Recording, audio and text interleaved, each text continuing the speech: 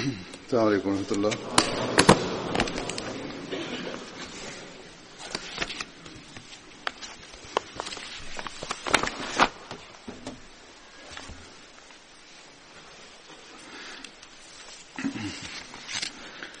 أشهد أن لا إله إلا الله. أشهد أن لا إله إلا الله وحده لا شريك له وأشهد أن محمدا عبده ورسوله.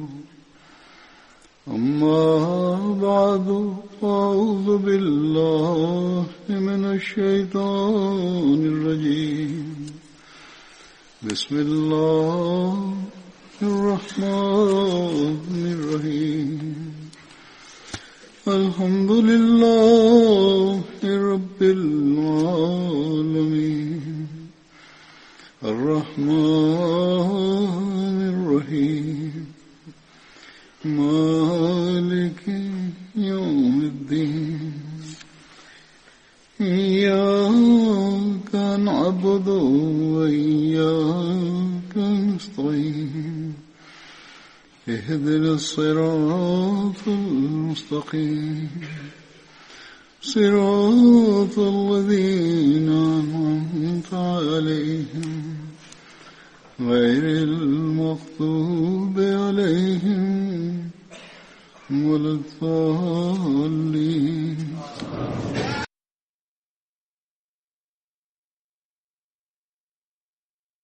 Geçen hutbemde ben Hazreti Osman bin Maz'un radıyallahu anhu hakkında beyan ederek şundan bahsettiydim. Sorumu şu ki kendisi Cennetul Baki'de defn olan ilk kimse idi. Cennetul Baki bunun temeli ve başlangıç konusunda elde ettiğimiz detaylar şöyledir. Hz. Resulullah sallallahu aleyhi ve sellemin Medine'ye hicret ettikten sonra orada birçok mezar vardı. Mezarlıklar. Yahudilerin mezarlıkları vardı. Arapların, değişik kabilelerin ayrı ayrı mezarları vardı. Medine Tayyibe'nin değişik bölgeleriydi. Ayrılmış idi bölgelere. Onun için her kabile kendi bölgesinde açık yerde ölülerini defn ediyorlardı. Kuba'nın ayrı bir mezarlığı vardı. Çok meşhur idi. Orada birçok mezarlık daha da vardı orada. Kabile Banu Zafer'in ayrı bir mezarlığı vardı. Ve Banu Selima'nın ayrı mezarlığı vardı. Diğer mezarlıklarda Banu Sa'da'nın mezarlığı vardı. Ondan sonra Sukun Nabi yapıldı. Orada cami dahi yapıldı. Orada dahi hurma ağaçlarının altında müşriklerin mezarlıkları vardı. Bütün o mezarlıklarda Bakiyul Garkat en eski ve meşhur mezarlık idi. Resulullah sallallahu aleyhi ve sellem onu Müslümanlar için seçtiği zaman ondan sonra şimdiye kadar onun ayrı bir durumu kalmıştır. O da ebedi olarak kalacaktır. Hazret Ubeydullah bin Abi Rafi rivayet eder. Hazreti Resulullah sallallahu aleyhi ve sellem bir yer arıyordu. Orada Müslümanlar defnedilsinler. Ve bu gayeyle Resulullah sallallahu aleyhi ve sellem değişik yerleri baktı oraya giderek. Bu Bakiyul Garka'da Allah-u Teala bu iftihar verecekti. Resulullah sallallahu aleyhi ve sellem buyurdu ki bana emredilmiştir. Ben bunu yani Bakiyul Garka'da seçeyim. O devirde ona Bakiyul Habhaba deniliyordu. Garkat ve birçok orada çalılar vardı. Orada sinekler ve diğer hayvanlar çoktu. Orada sinekler uçtuğu zaman pisliklerden dolayı yahut ormandan dolayı sanki orada bir duman gibi olurlardı. Orada ilk defnedilen zat zikredildiğim gibi Hazreti Osman bin Maz'un idi.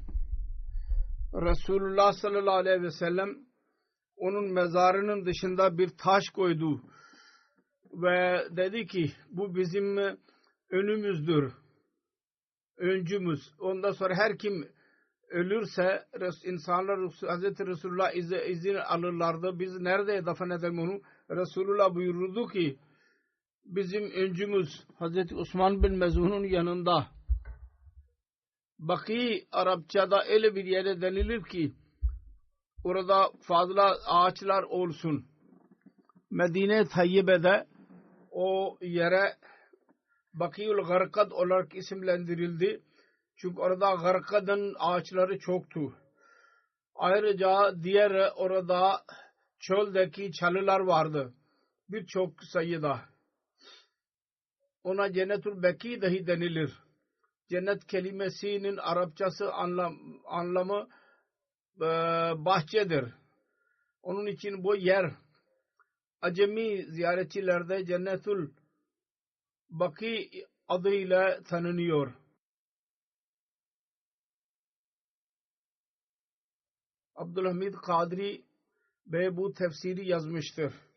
Diyor ki bizim unutmamamız lazım. Araplar genellikle kendi yerlerini, kendi mezarlıklarına cennet olarak isimlendiriyorlar. Bunun bir ismi Makabirul Baki'dir. Ki Arabilerde daha meşhur idi. Çölde yaşayanlar, köyde yaşayanlar da bu isim daha meşhur idi. Hazreti Salim bin Abdullah radıyallahu anh babasından rivayet eder. Her birisi vefat ettiği zaman Resulullah sallallahu aleyhi ve sellem buyururdu ki bunu daha önce gitmiş olan insanların yanına gönderelim. Osman bin Mazun bizim cemaatimizin ne kadar iyi bir üyesiydi. Hazreti İbn Abbas'ta rivayet edilir. Hazreti Osman vefat ettiği zaman Resulullah sallallahu aleyhi ve sellem onun naaşının yanına geldi ve 3 defa eğildi ve başını kaldırdı ve yüksek sesle dedi ki ey Ebu Saib, Allah-u Teala seni affeylesin. Sen dünyada bu durumda geldin ki dünyadan hiçbir şeyden sen ayrılmamışsın. Elveda demeden gittin. Hazreti Ayşe radıyallahu anh'a beyan eder. Hazreti Resulullah sallallahu aleyhi ve sellem Hazreti Osman bin Mezun'un naaşını öptü. Kendisi ağlıyordu. Yaşlar vardı. Gözlerinden yaşlar akıyordu. Ve her iki gözünden yaşlar akıyordu. Hazreti Ayşe radıyallahu anh diyor ki Resulullah sallallahu aleyhi ve sellem Hazreti Osman'ın vefatından sonra kendisini öptü. Diyor ki ben gördüm. Resulullah sallallahu aleyhi ve sellem'in yaşları Resulullah'ın Hazreti Osman'ın yanakları üzerinde idi. Resulullah'ın yaşları Hazreti Osman'ın yanakları üzerinde düştü. Hazreti Resulullah'ın oğlu İbrahim vefat ettiği zaman Resulullah sallallahu aleyhi ve sellem dedi ki alhik bis salafi salih. Osman ibn Mazun yani salafi salih Osman bin Mazun ile mülaki ol. Hazreti Osman bin Affan'dan rivayet edilmiştir. Resulullah sallallahu aleyhi ve sellem Hazreti Osman bin Mazun'un cenaze namazını kıldırdı ve 4 takbir söyledi. Bazı kimseler derler ki 3'ten fazla olamaz. 4 takbirler dahi olabilir. Muttalib beyan eder. Hazreti Osman bin Mazun vefat ettiği gün cenazesi çıkarıldı. Defnedildi. Resulullah sallallahu aleyhi ve sellem adamın birisine emretti. Bir taş getirsin. O taşı getiremedi. Ağır idi. Resulullah sallallahu aleyhi ve sellem ayağa kalktı. Kendi her iki elini çarşafa kaldırdı. Muttalib dedi ki bu olayı Resulullah sallallahu aleyhi ve sellem'den rivayet etmiştir. Dedi ki sanki ben şimdi bile Resulullah sallallahu aleyhi ve sellem'in her iki elinin beyazlığını görüyorum. Ben olayı hala hatırlıyorum. ve o güzel Resulullah sallallahu aleyhi ve sellem'in elleri vardı. Ben onların beyazlığını görüyorum. Onlar oradan çarşafı kaldırdığı zaman sonra o taşı kaldırdı ve onu Hazreti Osman bin Mes'un'un mezarının başına koydu ve dedi ki ben bu alametle kardeşimin mezarını tanıyacağım ve benim ehlimden her kim vefat ederse ben onu bunun yanında defnedeceğim. Sunan Ebi Davud'un rivayetidir bu. Hazreti Mirza Beşir Ahmet radıyallahu anh Hazreti Osman bin Mezun'un vefatı hakkında detaylarını şöyle beyan etmiştir. Onlardan birkaç tanesini beyan ediyorum.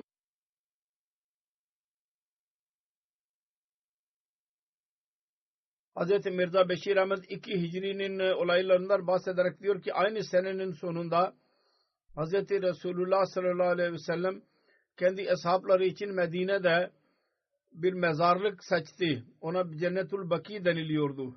Ondan sonra ashablar genellikle o mezarlığa defnediliyorlardı. İlk sahabi o mezarlıkta defnedilen Osman bin Maz'un idi. Osman ilk Müslümanlardan idi. Çok iyi, abid ve sufi mizaçlı bir kimseydi. Müslüman olduktan sonra bir seferinde kendisi Resulullah sallallahu aleyhi ve sellem'e arz etti. Bana izin verin. Ben istiyorum ki tarikü dünya olayım ve çocuklarımdan, ailelerimden ayrılayım. Hayatımı hayli seten ibadete vakfedeyim. Fakat Resulullah izin vermedi. Bunun detaylarını ben geçen hutbemde beyan etmiş bulunuyorum. Hazreti Osman bin vefatı Resulullah sallallahu aleyhi ve sellem için Hazreti Mirza Beşir Ahmet radıyallahu anh yazıyor. Hazreti Osman bin Mezun'un vefatına çok üzüldü Resulullah ve rivayet vardır. Vefattan sonra kendi alnını öptü Resulullah ve o zaman gözlerinden yaşlar akıyordu.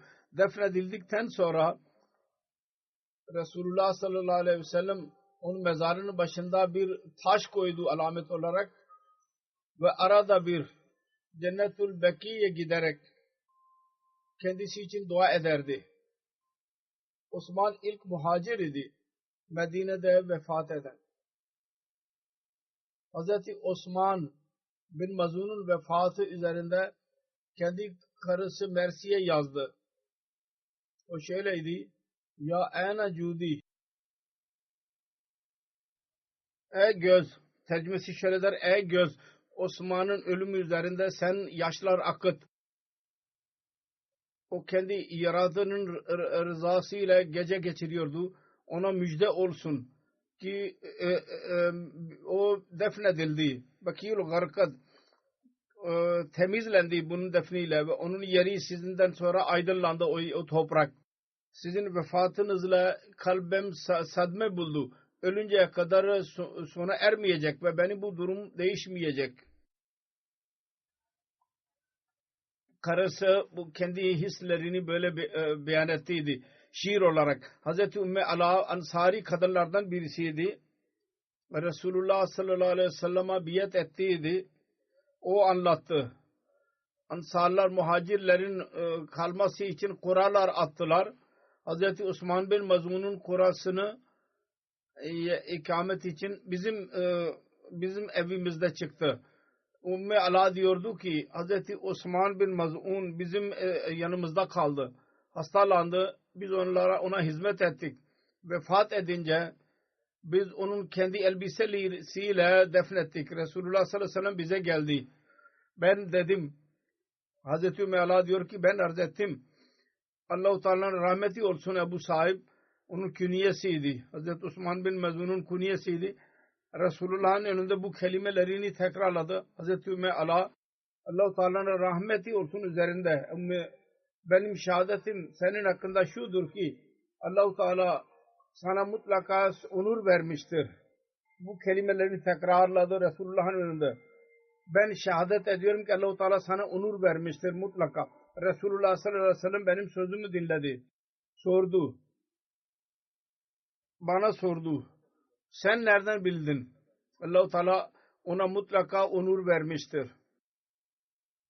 Diyor ki ben dedim ya Resulallah benim annem babam size feda olsunlar. Ben bilmiyorum. Fakat benim hislerim böyleydi. Resulullah sallallahu aleyhi ve sellem buyurdu ki Osman'ın meselesine gelince o şimdi vefat etti ve ben onun için iyilik bekliyorum. Allah-u Teala kendisine onur verecek. Fakat Allah adına yemin ediyorum, şunu dahi beyan etti. Ben dahi bilmiyorum ki Osman'a nasıl muamele yapılacak. Ben diyemem ki mutlaka onur vermiştir. Halbuki ben Allah'ın Resulüyüm. Bunu dinleyerek Hazreti Ümmü Ala dedi ki yemin ediyorum bundan sonra ben birisine temiz et olduğunu beyan etmeyeceğim. Mutlaka affedildin ve ben hüzüne soktu beni bu. Ben uykuya daldım bu üzüntüyle. Bir lakasım vardı, hislerim vardı. Diyor ki ben geceleyin uyudum.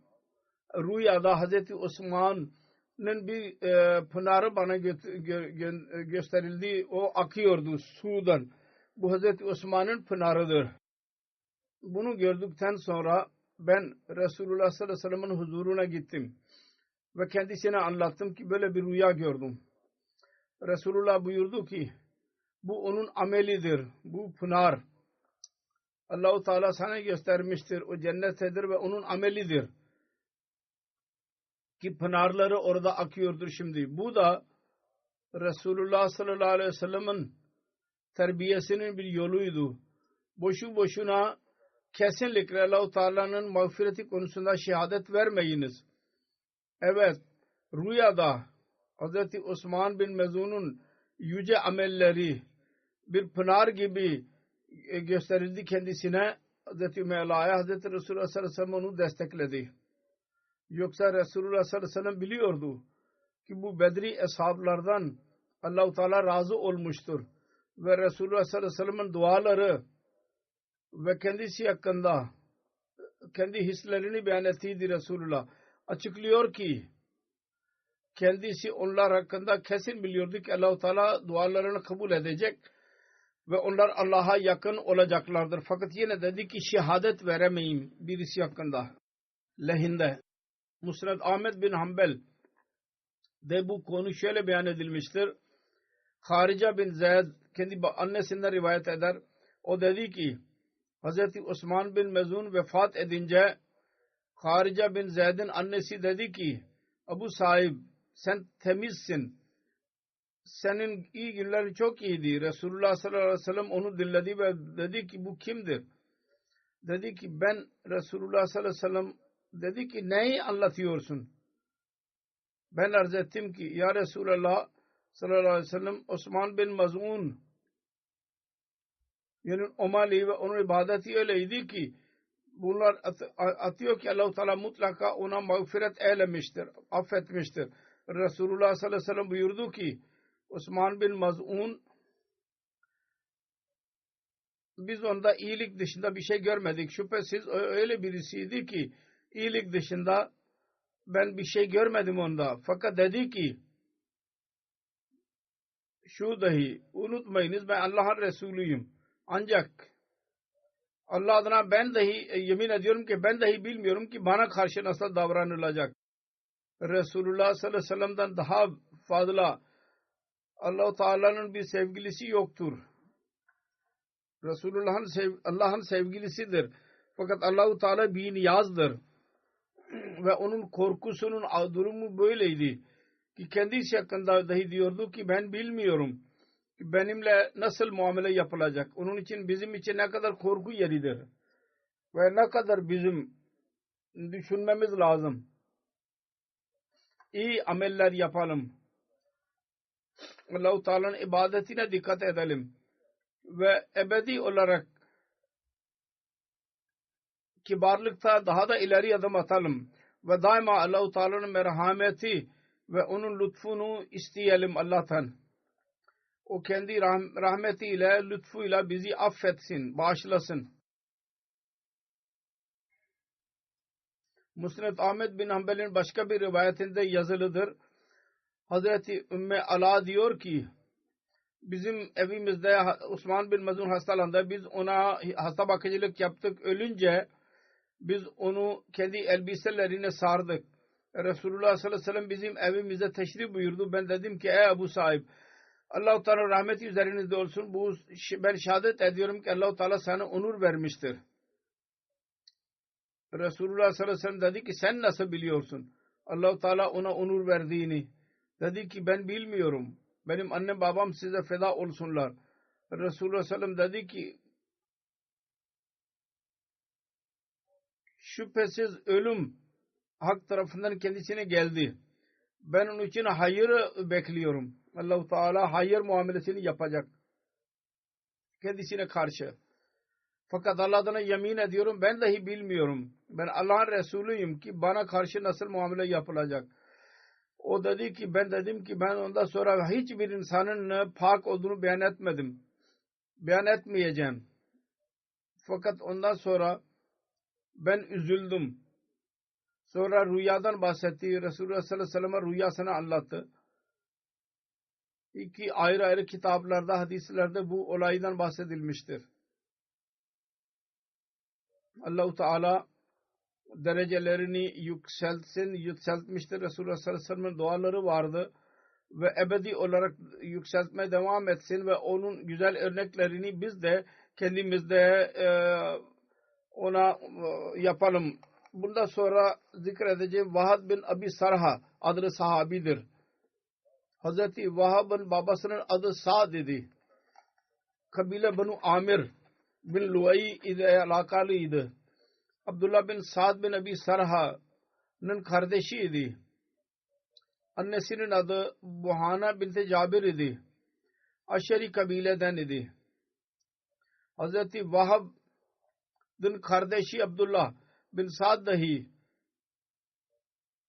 Abdullah bin Sa'd bin Abi Sarha katibe vahiy idi. Mürted oldu daha sonra. Döndü dinden. Onun hakkında kardeşi hakkında Hz. Müslim radıyallahu anh olayının detaylarını şöyle beyan etti. Resulullah sallallahu aleyhi ve sellem'in bir katibe vahiy vardı. Vahiyini yazan adı Abdullah bin Abi Sarh idi.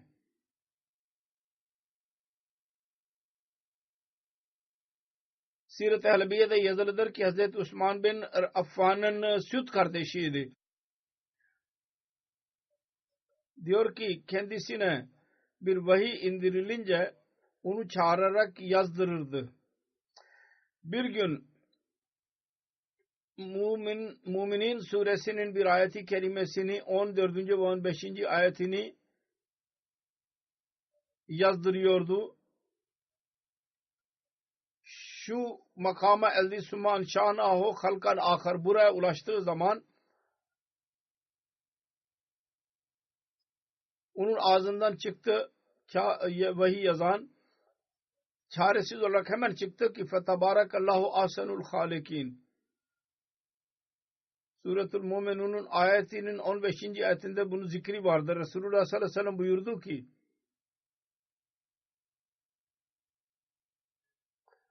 vahiy budur, bunu yaz. O bedbaht düşünemedi ki bundan eski ayetlerin neticesinde bu ayet tabi olarak kendiliğinden oluşuyor. Dedi ki nasıl benim ağzımdan çıktıysa Resulullah sallallahu aleyhi ve sellem ona vahiy olduğunu beyan etmiştir. Aynı şekilde kendisi eli yazı bile kendisi bütün Kur'an'ı hazırlıyor. O dinden döndü, mürted oldu ve Mekke'ye geri gitti. Mekke fethi zamanında öldürülmeleri konusunda Resulullah sallallahu aleyhi ve sellem'in emrettiğilerden birisi Abdullah bin Abi bin Sara'ydı. Fakat Hazreti Osman radıyallahu anh ona sığınma verdi, hakkı verdi. Ve sığınmanın hakkının detayları şöyledir. Mekke fethedildiği zaman Abdullah bin Abi Sar öğrendi ki Resulullah sallallahu aleyhi ve sellem benim öldürülmemi emretmiştir. Kendi süt kardeşi Hazreti Osman bin Affan'ın evine gitti sığınmak talebi için. Ve ona dedi ki benim kardeşim Resulullah sallallahu aleyhi ve sellem beni öldürmeden önce kendisinden eman iste benim için. Siratul Halebiye'de yazılıdır. Hazreti Müslim radıyallahu anh diyor ki kendi evinde 3-4 gün gizli kaldı. Bir gün Resulullah sallallahu aleyhi ve sellem Mekke insanlarından biat alıyordu. Hazreti Osman radıyallahu anh'u Abdullah bin Asarh'ı kendi hizmetine götürdü ve onun biatinin kabul etmesini rica etti. Resulullah sallallahu aleyhi ve sellem önce biraz çekindi. Daha sonra onun biatini aldı. Ve böylece o tekrar İslamiyet'i kabul etmiş oldu. Birçok şey vardı. Emredildiydi bu sebepten dolayı. Fitne ve fesad yüzünden insanları kışkırtmak neticesinde bir sebep değildi. Dinden döndü. Onun için adam öldürülme emri verildi. Hayır. Asim bin Ömer beyan ediyor. Hazreti Vahab Mekke'den Medine'ye hicret ettiği zaman Resulullah Hazreti Kulsum bin Hüdüm hakkında beyan kaldı. Resulullah sallallahu aleyhi ve sellem Hazreti Vahab ve Hazreti Süheyb bin Amr arasında kardeşlik ilişkisini kurdu. Her ikisi kardeş oldular. Mevta savaşı günü şehit düştüler. Hazreti Vahab Bedir, Uhud, Hudeybiye ve Handak gazvelerine katıldı ve Cemadiullah 8 Hicri'de Mevta savaşına katıldı, şehit oldu. Şehit edildiği zaman 40 yaşındaydı. Mevta'nın savaşı neydi? Ezbabları nedir? Tabakatul Kubra'da bir zikri vardır. Bu savaş Cemadiullah 8 Hicri'de oldu.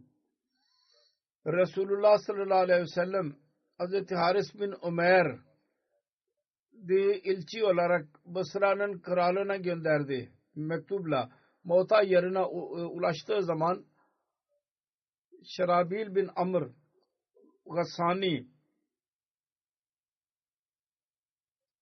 Şerabil Kayser'in amirlerinden birisiydi. Suriye'de görevli. Ziratul Halebiye'ye göre o kendisine mani oldu ve şehit etti. Hazreti Haris bin Ömer dışında Resulullah sallallahu aleyhi ve sellem'in başka bir elçisi şehit edilmemiştir. Bu olay Resulullah sallallahu aleyhi ve sellem bundan haber aldığı zaman çok üzüldü. Ağır geldi kendisine. Savaş için çağırdı, insanlar toplandılar. Onların sayısı 3000 idi. Resulullah sallallahu aleyhi ve sellem buyurdu ki bütün bunların amiri Hazreti Zeyd bin Harisa'dır. Ve beyaz bir bayrak ona vererek nasihat etti. Hazreti Haris bin Ömer'in şehit edildiği yere giderek İslamiyet'e davet edin insanları. Eğer kabul ederlerse tamam. Eğer yoksa Allah'tan yardım dileyin ve onlara karşı savaş yapın. Hazreti Vahab dahi o savaşta vardı. Hazreti Abdullah bin Ömer'den rivayet edilir. Detaylarını beyan edeyim. Resulullah sallallahu aleyhi ve sellem Seriye Mevta için Hazreti Süheyb bin Harisa'yı amir olarak görevlendirdi. Resulullah sallallahu aleyhi ve sellem buyurdu ki eğer Zeyd şehit olursa Cafer amir olacak. Cafer şehit edilirse Abdullah bin Ravaha sizin amiriniz olacak. Ona Ceş-i Amirler denilir. Ceş-i Umara. Bir Yahudi vardı. Müslim o detayında şöyle yazmıştır. Bir rivayet şöyledir ki orada yanında bir Yahudi vardı.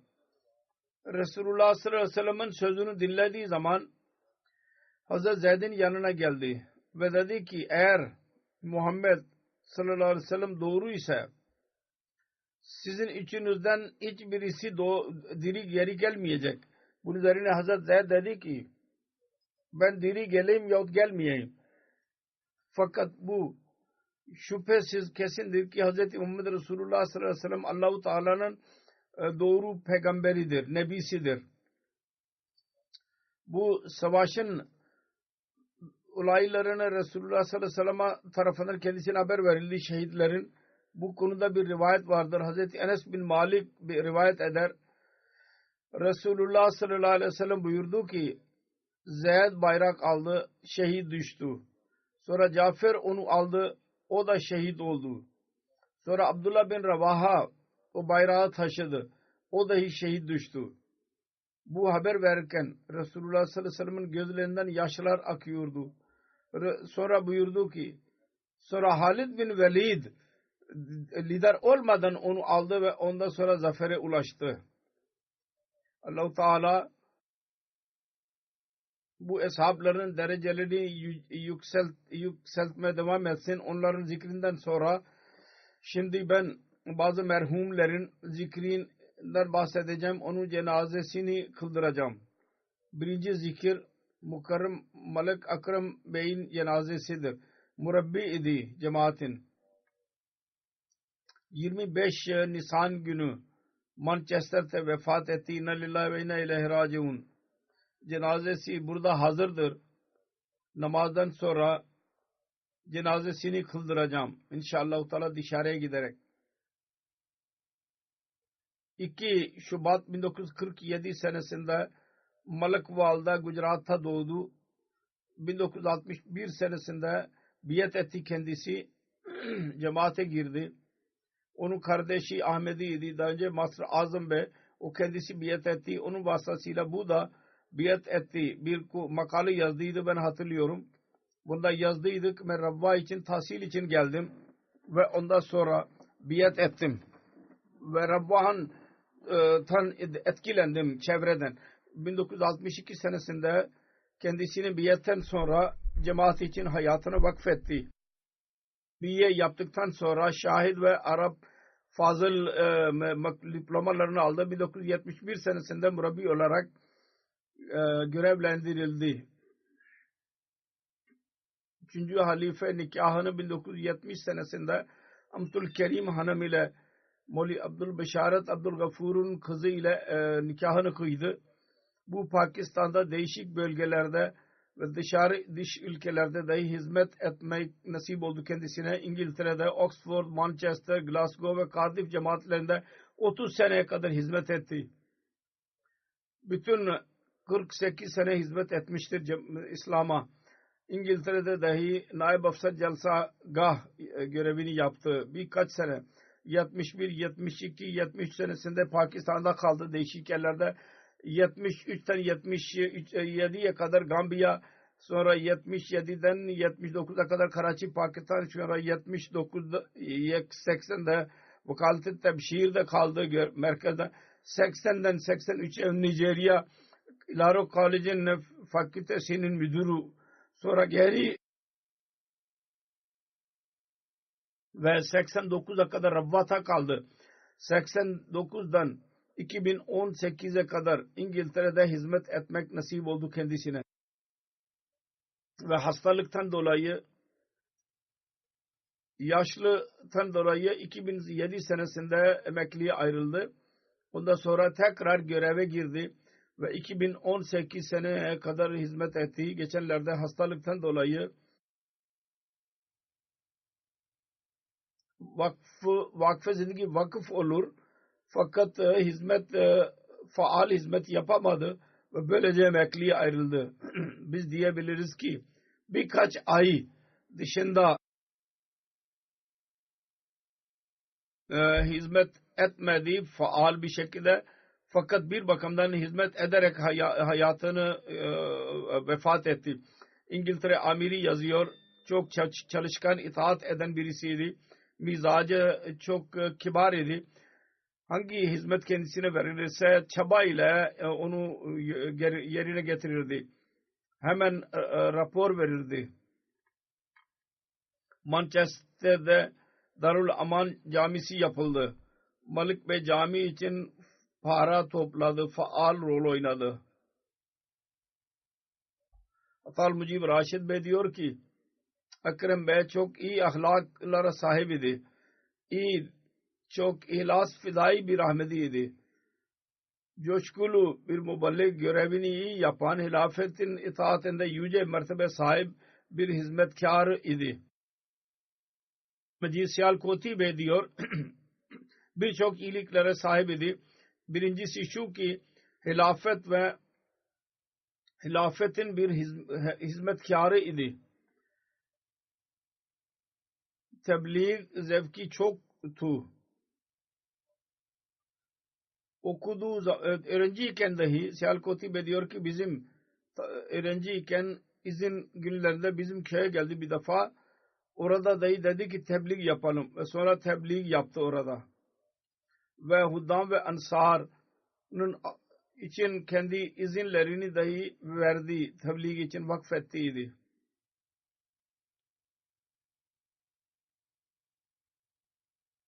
Daima itaat ile hayatını geçirdi. Aslam Khalid Bey privat sekreter bürosunda görev yapmaktadır. Diyor ki benim bu akrabam oldu daha sonra evlilikten dolayı akrabaydı bizim. Diyor ki her nerede görevlendirildiyse sevgiyle insanların kalbine girdi. Cemaat üyelerinin. Hastalıkta dahi her nerede hizmet etti. Manchester dostlarından sevgiyle bahsederdi. Cemaatin çocukları, gençlerle şefkat alakası vardı. Bunu bir örneği vererek Aslam Khalid Bey bana anlattı. Bir çocuk şimdi genç haline gelmişler, evlenmişlerdir. Onlardan biri bir çocuk. Evlendikten sonra ilk çocuk doğdu. Geceleyin 2:30-3'te aradı ve dedi ki benim oğlum doğmuştur. Diyor ki Ekrem Bey diyor ki önce aklıma geldi ki bu geceleyin saat 3'te niye bana haber veriyor? Sabahleyin söyleyebilirdi. Fakat o çocuğun sevgisi vardı kendisine karşı terbiye eden birisiyle. Diyor ki ikinci cümlede benim ağzımı susturdu. Dedi ki Murabbi Bey ben söz verdiydim kendime. Her ne zaman bana Allah-u Teala çocuk verirse ilk olarak size söyleyeceğim. Şimdi size söyledim. Şimdi ondan sonra babama söyleyeceğim. Bu sevgi vardı insanların kendisine karşı ve kendisinin cemaat üyelerine karşı. Allah-u Teala derecelerini yükseltmeye devam etsin. Mağfiret eylesin kendisini. Onun akrabalarına hafsala ve sabır versin. İkinci cenaze, bunu cenaze hazırdır. Dışarıya giderek söylediğim gibi cenazeyi kıldıracağım namazdan sonra. İkinci cenaze gayb Çodri Abdüşşekur Muballig'in cenazesidir. Çodri Abdülaziz Sialkoti'nin oğluydu. 12 Nisan günü vefat etti. İnna lillahi ve inna ilahi raciun. 10 Kasım 1935'te doğdu. Doğuştan itibaren Ahmediydi. Dedesi 1901 senesinde biat etti. Abdüşşekur Bey F.A. yaptı. Şahid Mevlevi Fazıl yaptı. Diplomalarını aldı. Haziran 1956 senesinde hayatını vakfetti. Ondan önce Pakistan demir yollarında görev başındaydı. 1900 Mevlevi Fazıl yaptı. 63 senesinde şahit oldu. Temmuz'da 63 senesinde Vakalet-i Mal-Sani'de ve değişik bürolarda görev yaptı. 64'te Tebliğ-i İslam için Sierra Leone'a gönderildi. 68 senesinde oraya hizmet etti. Orada 70'ten Aralık 73'e kadar Gana'da, 75'e kadar 86 senesine kadar Liberya'da o ülkelerde amir ve misyoner in charge olarak görev yaptı. 1990 senesinde Naib Vakil-i Tabşir olarak görevlendirildi. Naib Vakil-i Mal Salih Sekreteri Kemeti Abadi Naib Vakil-i Mal Sani gibi olarak görev yaptı. 1995 senesinde emekli ayrıldıktan sonra 2004 seneye kadar re-employ hizmet etmek nasip oldu kendisine. Gözlerinden dolayı 2004 senesinde emekliye ayrıldıydı. Oğlu Doktor Abdüssabur Amerika'dadır. Diyor ki benim babam sade ve çalışkan birisiydi. Liberya'da misyoner in charge idi. Murabbi in charge. Biz onun tebliğ işlerini yaptığını gördük. Daima çaba ile hutbelerini hazırlardı. Kur'an-ı Kerim, hadis ve kitap ve Kitab-ı Mukaddes'ten referansla çıkarıldı. Güzel hutbe verirdi. Hristiyanlarla, delillerle tebliğ yapardı, sevgiyle. Diyor ki biz hepimiz kardeşlerin bütün masraflarını kendi cebinden ödedi ve hepimiz yüksek tahsil gördük. Kaid-ı Mumin Pakistan'dadır. Ansarullah diyor ki sessiz birisi, hizmet eden birisiydi. Kendi işiyle ilgilenirdi ve çok sahibi rayeydi. Naib Vakil-i Tabşir olarak görev yaptığı Şeyh Halid Bey diyor ki çok munkasirul mizac, uysal birisiydi. İyi tabiate sahip, hilafete bağlıydı. Haydar Ali Zafer Bey Almanya'da naib amiridir. Bugünlerde diyor ki Abdüşşekur Bey birçok iyiliklere sahibiydi. Muhlis sade, munkasirul mizac, çaba sarf eden, cemaat mallarını iyi bir şekilde sarf eden, muttaki usul sahibi bir kimseydi. Cemaatin bir kütüphanesi vardı Liberya'da. İyi bir şekilde onu çalıştırdı ve oradan gelen para ile murabbi ve mescid yaptı. Orada hem kütüphane vardı hem misafirhane vardı. Arka kadın için ayrı ayrı bölgeler vardı camide. Murabbi de evi dahi vardı. Ve caminin yapımı zamanında kendi eliyle dahi işçilerle birlikte çalıştı. Para çıkardı, cami yaptı ve sonra işçilik dahi kendisi yaptı. 1986 senesinde Haydar Ali Bey diyor ki ben ondan charge aldım. Yemek verildi kendisine. Caminin yapımından zikredildi ki çabayla bütün bunları hazırlamıştır. Methedildi. O dedi ki sade bir şekilde, acizane bir şekilde dedi ki benden önce bir murabbi bu yer satın aldı. Allah Teala nasip etti. Şimdi Allah Teala bana lütfetti ki benim zamanında bu yapım tamamlandı. Şimdi siz burada tebliğ faaliyetlerini yapabilirsiniz. Ve aslında Allah Teala'nın lütuflarıdır ki bana lütuf verdi. Musi idi. Karısı dışında 2 kız ve 3 oğul bırakmıştır. Allah Teala derecelerini yükseltsin. Amin.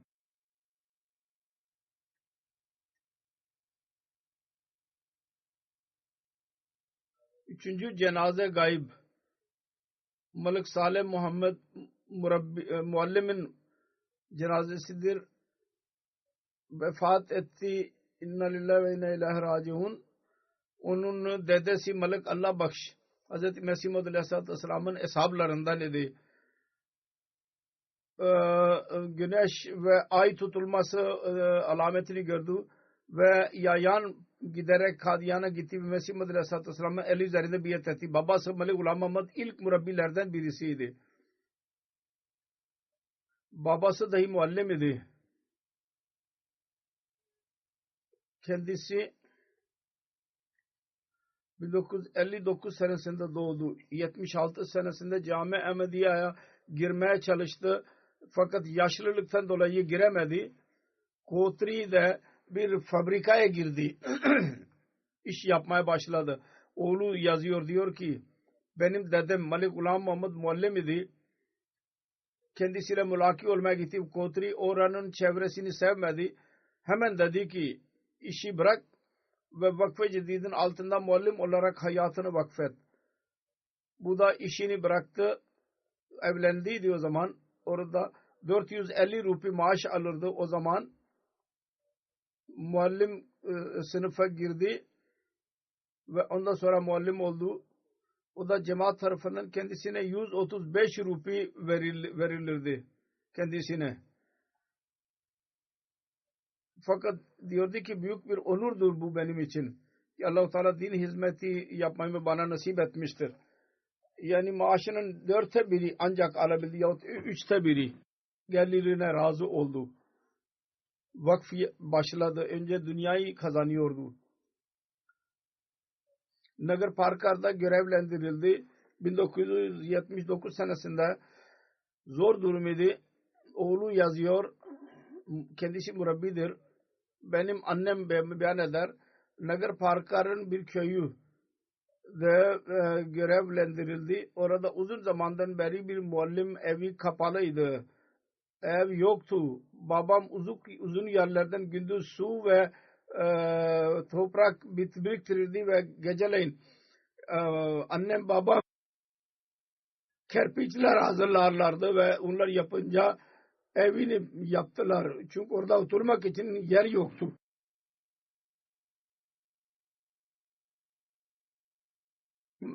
Orada kendileri iş yaptılar, kerpiç hazırladılar ve oda hazırladılar ve cemaatten bir şey istemediler.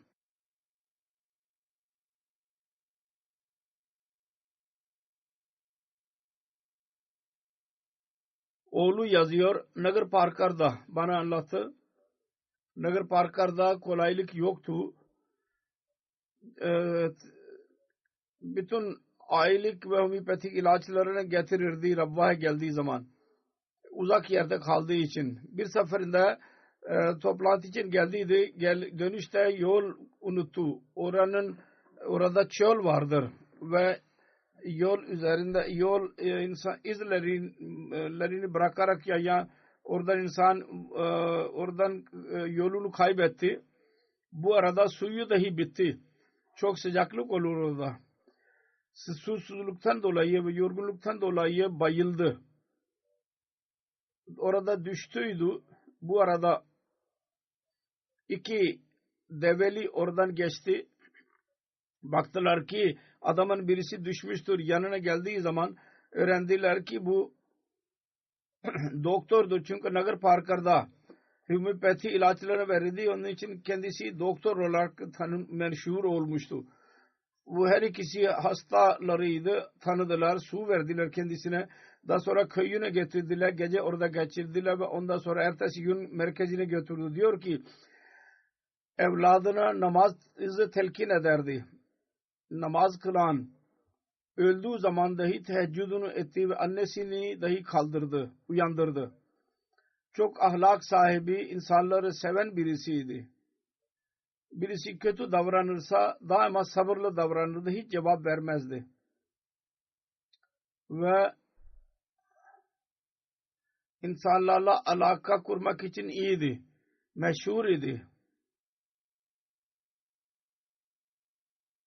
İman yüzünden insanlar kendi emanetlerini kendisine verirlerdi. Ailede bir kırgınlık olursa onların aralarını bulurdu. Barıştırırdı onları. Merhum Musi idi. Karısı dışında 3 oğul ve 3 kız bırakmıştır. Bir oğlu Mübarek Ahmet Munir Bey Burkina Faso'da murabbidir. Görevini yapmaktadır. Ve onun için babasının vefatı zamanında Pakistan'a dahi gidemedi. Allah-u Teala derecelerini yükseltmeye devam etsin. Mağfiret eylesin. Ve onun evladına dahi aynı hisle din hizmeti nasip eylesin kendisine. 4. cenaze gayb Mueşe Cuma'nın cenazesidir. Tanzanya'dandıydı. 13 Mart günü vefat etti. İnnalillahi ve inna ileyhi raciun. 1933-34 günü ve Tanzanya'nın Morogoro'da doğdu. 67 senesinde cemaate girdi. Cemaate girmenin olayı şöyledir. Sunni ulemalar orada revaç vardı. Ölüler adına yemek hazırlarlardı. Hatim ve çocukların akika adlı yemeğini yerlerdi. Bu diyordu ki bu ne yemektir ve niye çocuğu vefat eden çocuğun adına yemek yeniliyor? Sunni ulemalar çocuğun akikesinin ince hazırlanmış olan çocuğun yemekini yerlerdi ki tekrar yemek yiyelim sık sık. O İslami talimatı öyle bir şey yoktur. bir görmemişti ki amel ediliyordu. Mollalar amel ediyorlardı. Çok üzüldü ve üzgün kalırdı Müslümanların durumuna. Dua ediyordu Allah'a. Ya Rabbi, Hazreti İsa Aleyhisselam'ı indir ki o gelerek İslamiyet'i tekrar ihya etsin. Missioner in charge diyor ki onun kendi beyanatına göre Muballik silsila o zaman orada Cemilur Rahman Refik Bey orada murabbiydi. Şimdi Vakilul İşaat'tır. Pakistan'da. Onunla mülaki olduğu zaman ona dedi ki Resulullah sallallahu aleyhi ve sellem'in hadisi vardır. Her kim zamanın imamını tanımadıysa cahiliye ölümüne ile öldü. Bunun üzerine dedi ki ben zamanın imamını kabul etmedim. Onun için gerçek Müslüman değilim. Hemen aklına geldi. Zaman kaybetmeden hemen biat etti. Biatten sonra köyüne geri gitti. Akrabalarına tebliğ yaptı. Ailesine tebliğ yaptı. Akrabalı dostlarına tebliğ yaptı. Ve hepsini toplayarak Mesih Muhammed Aleyhisselatü Vesselam'ın mesajını verdi onlara. Ve aynı sene kardeşi İdris vefat etmiştir şimdi. Ve Cuma Bey karısı Cuma Bey'in cemaate girdiler. Hemen biat ettiler bunu tebliği neticesinde. Merhum çok muhalifetle dahi karşılaştı. Fakat yavaş yavaş insanlar cemaate girmeye başladılar ve onun köyü mekûni ile birlikte ne kadar köyler varsa orada cemaat girmiş oldu. Şimdi misyoner Rinçay diyor ki Mekûni şimdi cemaati Morogoro regionun örnek bir cemaatidir. Ve bunun çabasıyla oluşmuştur. Cemaate girdikten sonra ve ölünceye kadar her ameliyle tanınıyordu ki hilafete bağlıdır. Ve muballikler ve cemaat üyelerine saygı gösterirdi. Cemaat nizamına bağlıydı. Tebliği çok severdi. Ve daima tebliğ yapardı. Hiçbir fırsat kaçırmazdı. Para, çanda vermek ilk saflarındaydı. Çanda verenlerin ilk saflarındaydı. Her zaman istiyordu ki para elime geçsin ve ben çanda vereyim. Ve diyordu ki bu gelip geçici dünyanın bir değeri yoktur. Bunun bir haysiyeti yoktur. Musiydi. Ve insanlar bu bereket dolu nizama girmelerini nasihat ederdi. Namazda dahi bir örnek idi. 5 vakit namazını kılardı. Çocuklarını, torunlarına dahi namaz kılmalarını nasihat ederdi. Teheccüdü kaçırmazdı. Resulullah sallallahu aleyhi ve sellem'in dualarını ezberindeydi. Mesih Muhammed Aleyhisselatü Vesselam'ın kitaplarını okumaya hevesliydi. Oğlu Şemun Cuma Bey diyor ki Cami Ahmediye Tanzanya'da hocadır diyor ki 1987 esnasında bir camia Tanzanya'da idik 3 kardeş. Mübaşir orada diploması veriliyor. Ben hatırlıyorum bir seferinde izin esnasında biz istişare ettik. Aramızdan birisi camiayı bırakalım. Eve geri gidelim ve anne babaya hizmet etsin. Biz babamıza zikrettik. O hiç tiksindi, kabul etmedi. Şamun Cuma Bey diyor ki ben o günü unutmuyorum. Babam çok celal ile bize dedi ki Allah'a tevekkül edin ve caminin tahsilini tamamlayın ve bırakmayın yarıda. Cemaatin hizmetinin ruhunu verdi çocuklarına.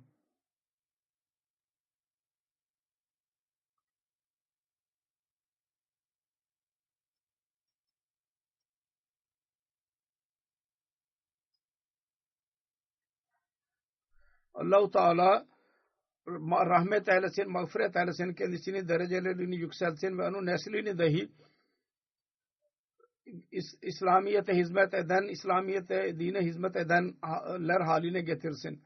Söylediğim gibi namazdan sonra ben bütün bu merhumlerin cenazelerini kıldıracağım. Birisi Melek Akram Bey'in cenazesi hazırdır. dışarı giderek eda edeceğim. Sizler burada saf haline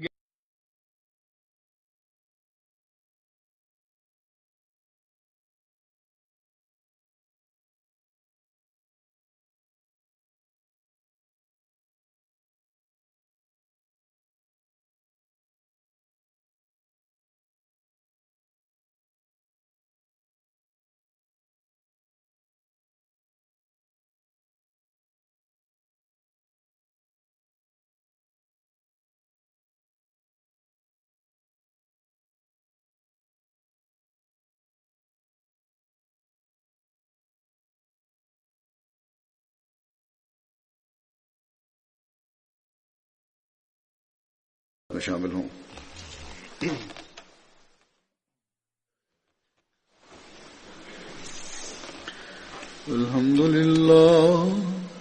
الحمد لله نحمده ونستعينه ونستغفره ونؤمن به ونتوكل عليه ونعوذ بالله من شرور أنفسنا ومن سيئات أعمالنا من يهده الله فلا مضل له ومن يضلل فلا هادي له ونشهد أن لا إله إلا الله ونشهد أن محمدا عبده ورسوله عباد الله رحمكم الله إن الله يأمر بالعدل والإحسان وإيتاء ذي القربى وينهى عن الفحشاء والمنكر والبغي يعظكم لعلكم تذكرون اذكروا الله يذكركم وادعوه يستجب لكم ولذكر الله أكبر.